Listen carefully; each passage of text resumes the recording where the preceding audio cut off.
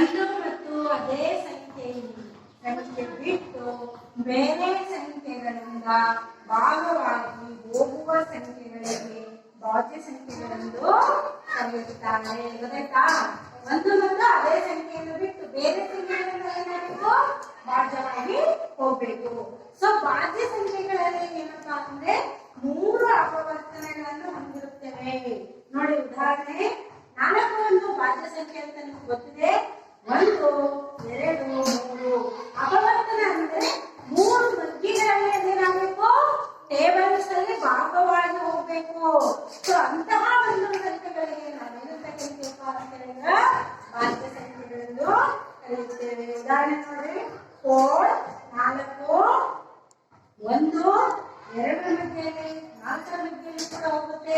ಅದೇ ರೀತಿಯಾಗಿ 8 1 ಮತ್ತು 2 4 8 ಮತ್ತೆ ಯಾವ ಮಧ್ಯೆ ಹೋಗುತ್ತದೆ? 8 ಮಧ್ಯೆ ಹೋಗುತ್ತದೆ. ಮತ್ತೆ ನೆಕ್ಸ್ಟ್ 9 ನೋಡ್ರಿ, ಈಗ 9 ತಗೊಳ್ರಿ. 9 1ಕ್ಕೆ ಹೋಗುತ್ತೆ, 3ಕ್ಕೆ ಹೋಗುತ್ತೆ, 9ಕ್ಕೆ ಹೋಗುತ್ತೆ. ಸೊ ಹಾಗಾದ್ರೆ 3 ಅಪವರ್ತನಗಳನ್ನು ಮಾತ್ರ ಭಾಜ್ಯ ಸಂಖ್ಯೆಗಳನ್ನ ಹೊಂದಿರುತ್ತವೆ. ಸೊ ನೆಕ್ಸ್ಟ್ ಅವಿಭಾಜ್ಯ ಸಂಖ್ಯೆಗಳು. ನೆಕ್ಸ್ಟ್ ಯಾವ ಸಂಖ್ಯೆಗಳು?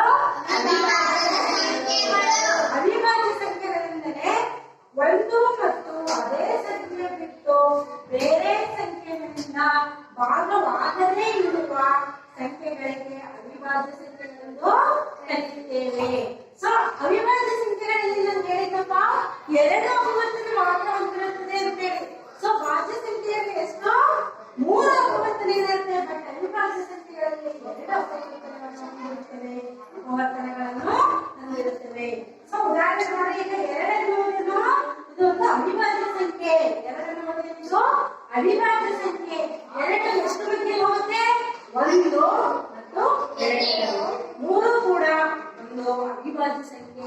3 1ರಿಂದ ಹೋಗುತ್ತೆ, 3ರಿಂದ ಹೋಗುತ್ತೆ ಅಂತ ಹೇಳಿದ. 1 ಮತ್ತು ಅದೇ ಸಂಖ್ಯೆಯನ್ನು ಬಿಟ್ಟು ಬೇರೆ ಸಂಖ್ಯೆ